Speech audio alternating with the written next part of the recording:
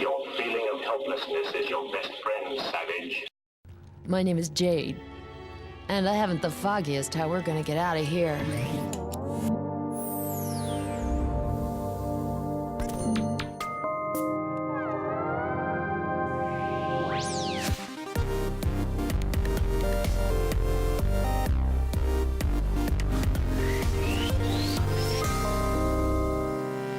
Well, fuck me and fuck my donkey. It's been actually a month between these two videos.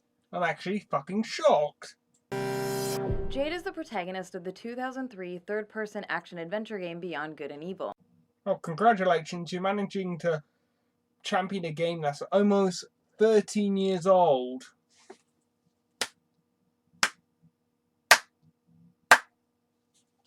What's next? Are you going to champion a film that's almost 20 years old?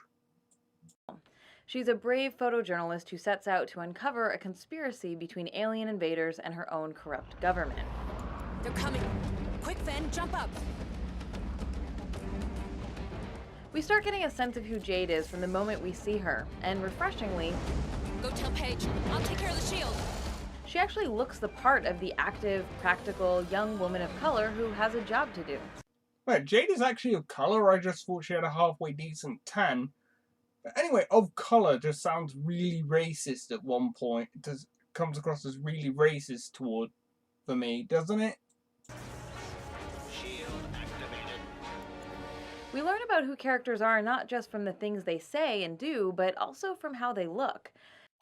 What you just said is one of the most insanely idiotic things I have ever heard. At no point in your rambling, incoherent response were you even close to anything that could be considered a rational thought. Everyone in this room is now dumber for having listened to it. I award you no points, and may God have mercy on your soul. Visual design is an important way for game designers to communicate information at a glance about a character's experience and personality traits. Sadly, women in games are often depicted in wildly impractical, sexualized clothing designed to make them appealing to straight male players. You know what, Mom? You know what I'm gonna get you next Christmas? A big wooden cross. So every time you feel unappreciated for all your sacrifices, you can climb on up and nail yourself to it. But Jade isn't designed to fulfill someone else's fantasy. Anything can be fulfilling of a fantasy. Heck, even driving games are a definition for fulfilling a fantasy. You're just arguing that it's not every other person's fantasy is not in line with your fantasy, which makes you selfish and self-involved. And an idiot. And a couple other four-letter words I would fill in right now, but I don't want to make the video 4 hours long. The midriff top is a little silly, but Oh no, she's showing off her midriff. You know, the same level of nudity or fan service that you can see in any number of Disney movies.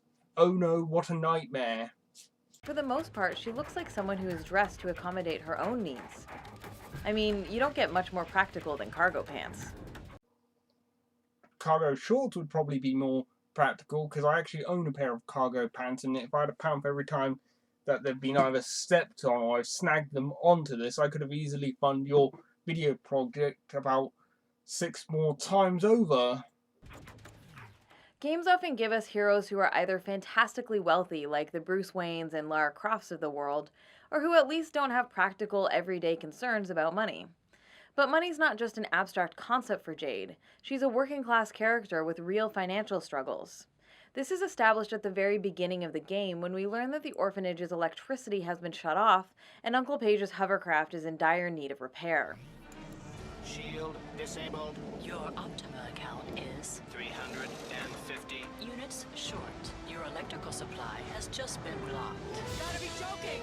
Thank you for These are characters who struggle just to make ends meet, and for them, concerns about their economic situation have real implications for their ability to provide for themselves and their adopted family. Oh, you can take this part of the video and you can shove it up your ass.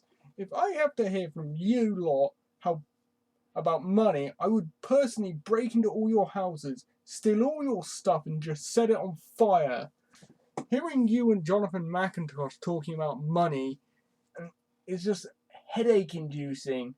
You guys are born into money. You barely had to do anything to do with, barely had to work a day in your life, and honestly, you are a fucking idiot. Ugh. Anyway, moving on. We're stuck here. No hovercraft, no shield. Optima has cut off the power. The account is empty. In order to pay the bills, we're introduced to a mechanic that establishes one of Jade's creative talents, photography. Throughout the game, she is paid to document and catalog the diverse animal life on the planet with her camera. Am I the only person thinking of Pokemon Snap at this moment? Or Dead Rising? Anyway, moving on. Hi, Jade. I see Secundo already talked to you about the job. The war is taking its toll. We need a complete inventory of all species living on the planet. Instead of just showing or offhandedly telling us about her skills in cutscenes, the designers have built character development right into the gameplay, giving players a pleasant, non-violent way of interacting with and appreciating the beauty of the game's world, while simultaneously reinforcing that Jade is a woman of many talents. Edge magazine insightfully observed that part of what makes Jade so memorable is the fact that she can view this strange world and all of its careworn inhabitants through the lens of a camera, rather than the scope of an assault rifle. Hey, Jade! I'd like to point out I've actually played Beyond Good and Evil when it was officially released 12 years ago, and more recently when they released it as a HD collection, and you do fight and beat up creatures in this game. She's talking out of a feminist ass yet again. A school of blue scorpion fish! This not only gives Jade more depth, but also encourages the player to view the life forms of Hillies with some measure of respect, rather than seeing them solely as enemies to be destroyed. From the same family as the scorpion fish. Very difficult to photograph. Honestly, I would say there's just as many creatures that you have to beat up before they beat you up, but anyway, yet again, this is just a minor nitpick. While many games center on so-called heroes who are out for personal glory or revenge, Beyond Good and Evil's narrative establishes Jade's altruistic desire to achieve social justice. It's worth noting that Jade avoids falling into the tired cliché of the tough as nails, solve all problems with violence, strong female character archetype. Her quest is not about her pain, nor is it about taking satisfaction in exacting violent retribution. If there's a way to stop this war, we can't let it pass us by. It's about protecting her world and the people she cares about. And unlike so many one-dimensional, brooding heroes who are characterized by their own suffering... You know what, Mom? You know what I'm going to get you next Christmas? A big wooden cross. So every time you feel unappreciated for all your sacrifices, you can climb on up and nail yourself to it. Jade does not wear the mantle of hero like a heavy burden. Instead, she retains her warmth and humanity over the course of her quest.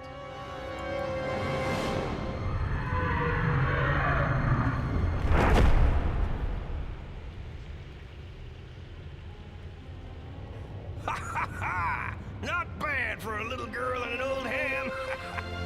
We did it, Paige! Not bad for an old fart. Together with Uncle Paige, a mechanically savvy, anthropomorphized boar, Jade looks after a group of war-orphaned children, sheltering them in a lighthouse on the mining planet of Hillies. Though Hillies is, on the surface, a colorful and inviting place, not all is well in this world. We learn early on that an alien race has been attacking and abducting residents.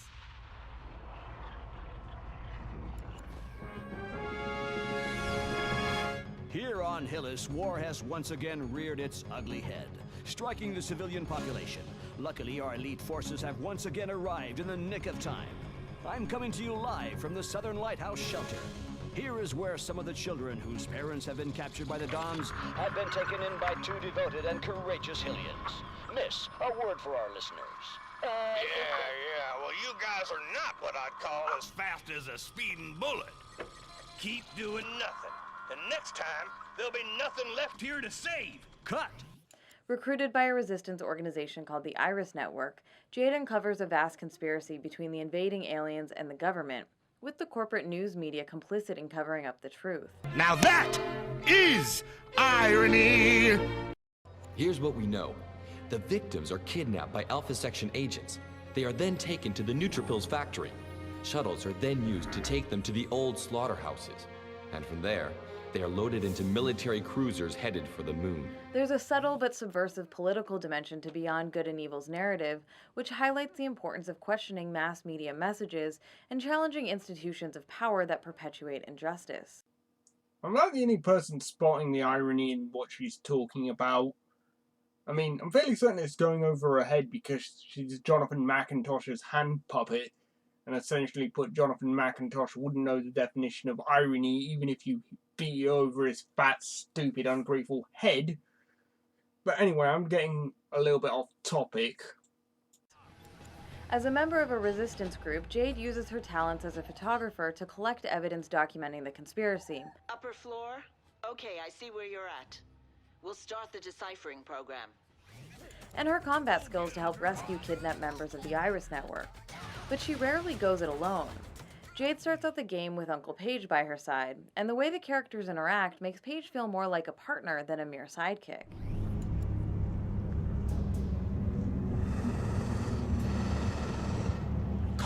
In this early scene, Jade is trapped until Paige appears, throwing her a staff she uses to free herself and overcome the destructive alien force. Hang on, Jade! I'm coming!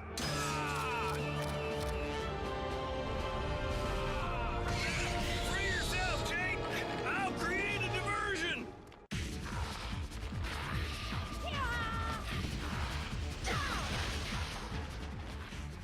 It may seem like a minor detail, but the fact that Paige tells Jade to free herself instead of doing it for her is incredibly important. You, sir, are a hypocrite.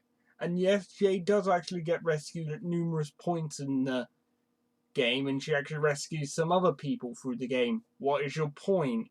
You're the only person forcing the point about women as victims, so you can point out how they're victims, and therefore make yourself a shit ton of money and get attention. You attention whore, an idiot, an hypocrite, and a fucking idiot. He assists her, but he doesn't rescue her. He knows that even in this situation, she's far from helpless, and the fact that Paige treats her as a capable partner encourages us to see her that way too.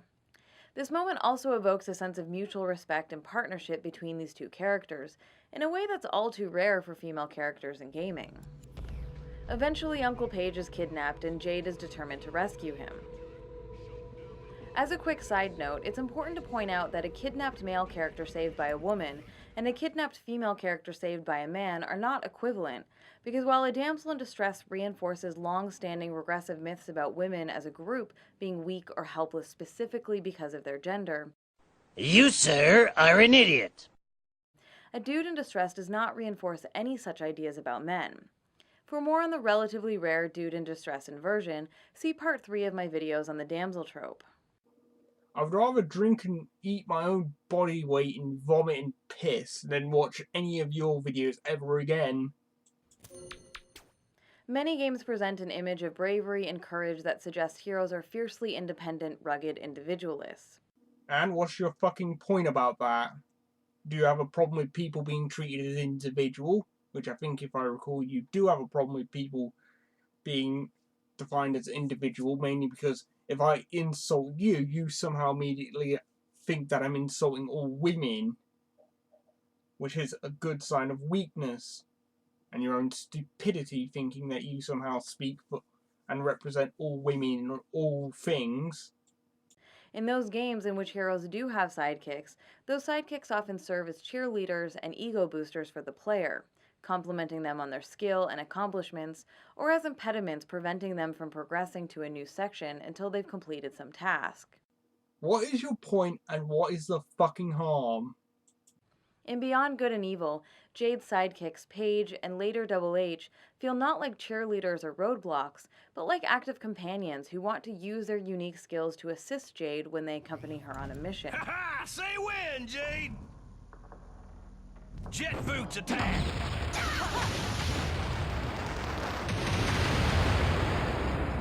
There's a sense of both good-natured humor and respect written into the banter between Jade and her sidekicks. She's warm but also assertive, and the tone of her interactions makes it clear that they aren't designed just to make her or the player feel better. Jesus Christ, I've never known anybody to talk this long without actually stating an actual point. All she's doing is vaguely mentioning stuff in the game without it stating why it's actually harmful, or good, or bad, or neutral. Ugh, even I'm starting to repeat myself at points. This video is just boring and garbage. Okay, we're gonna have to keep on our toes now, Jade. Don't worry, Uncle Page. We'll just take some pictures and get home. The mechanics aren't significantly different from those associated with sidekicks in many other games. These characters fight enemies and are attacked by enemies, and often their special abilities, Page's jet boots and Double H's bull rush, must be used to advance. But because the writing so effectively creates a sense of respect and camaraderie between Jade and her companions, these relationships become much more than simple gameplay interactions. Thanks, Jade. I'd have ended up on a silver platter with an apple in my mouth if it wasn't for you. Shut up. You're making me hungry. I'm gonna regret saving you. They become a vital and memorable part of the experience of playing Beyond Good and Evil, and work to emphasize the game's themes of friendship and cooperation. What is your fucking point?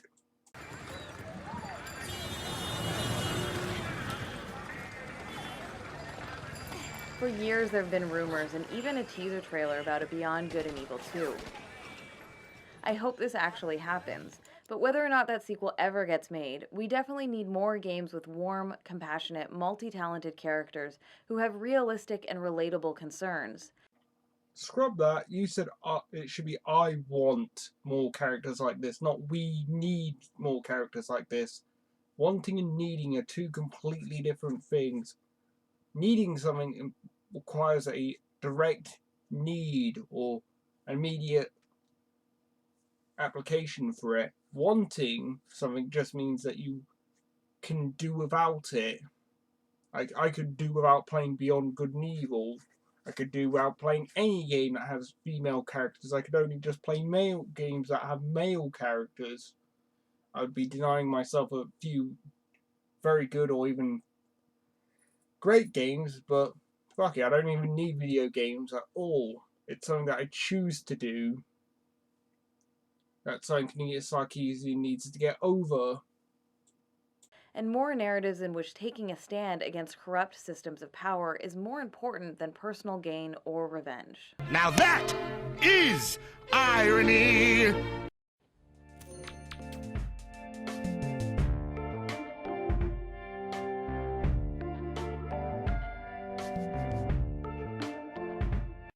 Okay, who wants to take bets on when she's going to release Lady Sidekicks? September? October? Heck, I'm even willing to accept middle of next year, probably knowing Anita Sarkeesian's timescale, which is kind of weird considering her original time estimate of finishing this was back in 2013. So basically she's overshot her deadline by at least a good 2 years. But hey, I'm a patient individual, I'm willing to wait.